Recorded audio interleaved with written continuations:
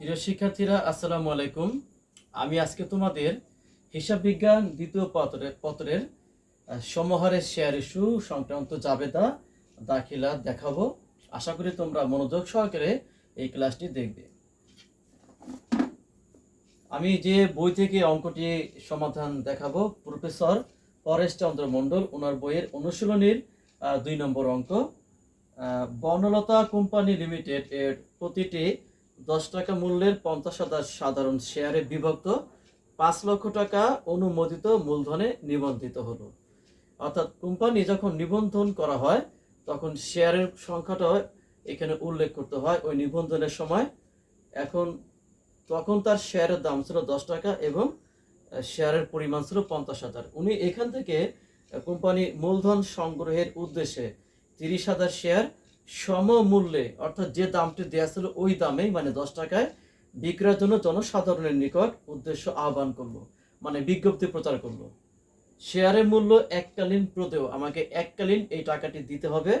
ইস্যুকৃত সকল শেয়ারের আবেদনপত্র পাওয়া গেল। তার মানে কোম্পানি যে 30,000 শেয়ার বিক্রি করতে চায়, আবেদন 30,000 শেয়ারের জন্যই পাওয়া গিয়েছে, যার ফলে কোম্পানির পক্ষে সহজে সম্ভব ওই সমস্ত শেয়ার তাদের কাছে বিক্রি করা হয় এবং সকল শেয়ার যথারীতি আবন্টিত হলো।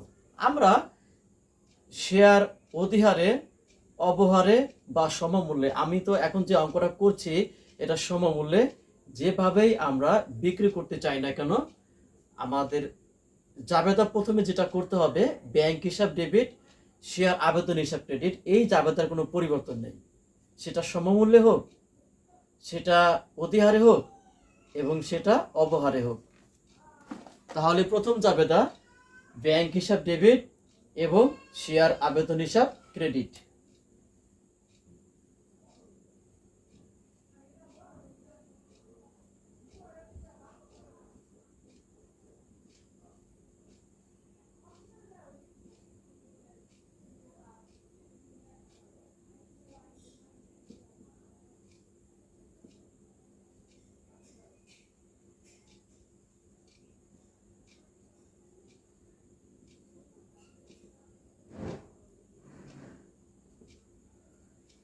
এখন উনি যেহেতু 30,000 শেয়ার বিক্রয়ের জন্য উনি বিজ্ঞপ্তি প্রকাশ করেছে, সেখান থেকে সমস্ত শেয়ারের জন্যই আবেদন গ্রহণ করা হওয়ার পরে সমস্ত শেয়ারই কিন্তু যথারীতি বন্টন করা হয়েছে। তার মানে এখানে আমরা ব্যাখ্যাটা দুইভাবে লিখতে পারি, যে প্রতিটি শেয়ার 10 টাকা করে 30,000 শেয়ারের আবেদন পাওয়া গেল। আমরা এইভাবে কিন্তু ব্যাখ্যাটি দিতে পারি, আর তাহলে ব্যাখ্যা লেখার জন্য জায়গাটা বেশি প্রয়োজন। আর সংক্ষেপ ব্যাখ্যা লিখতে পারি।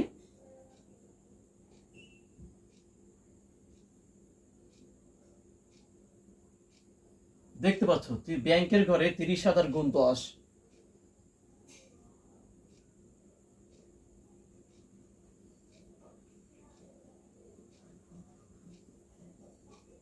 তার মানে আমি যদি এখানে শেয়ার এবং টাকার পরিমাণটা উল্লেখ করি তাহলে ব্যাখ্যার মধ্যে আর উল্লেখ করার কোনো প্রয়োজন নেই।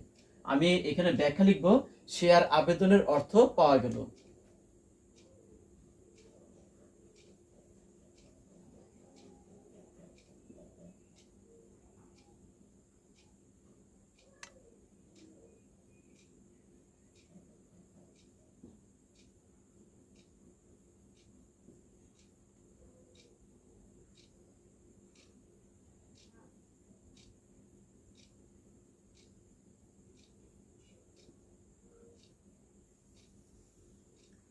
এটা প্রথম জাবেদা। দ্বিতীয় জাবেদা হলো শেয়ার আবেদনের অর্থ পাওয়ার পরে সেই শেয়ার আবেদনের অর্থ আমাকে মূলধন হিসেবে নিতে হবে।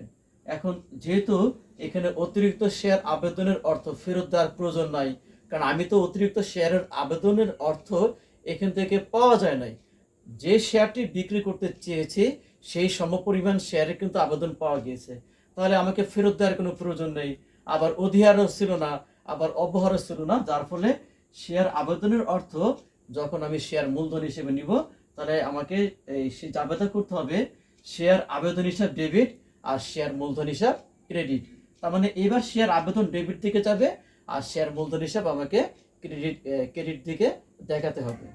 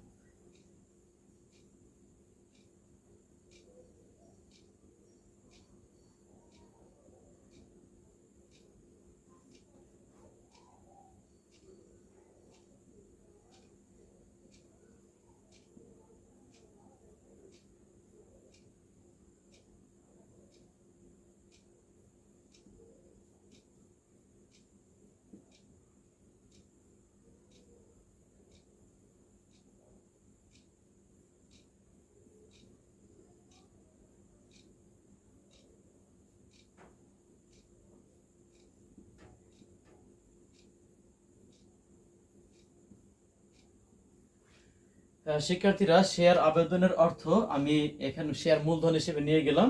ব্যাখ্যা লিখতে হবে শেয়ার আবেদনের অর্থ মূলধন হিসেবে নেওয়া হলো এই একই টাকা 3 লক্ষ টাকায় আমাকে মূলধন হিসেবে নিতে হবে।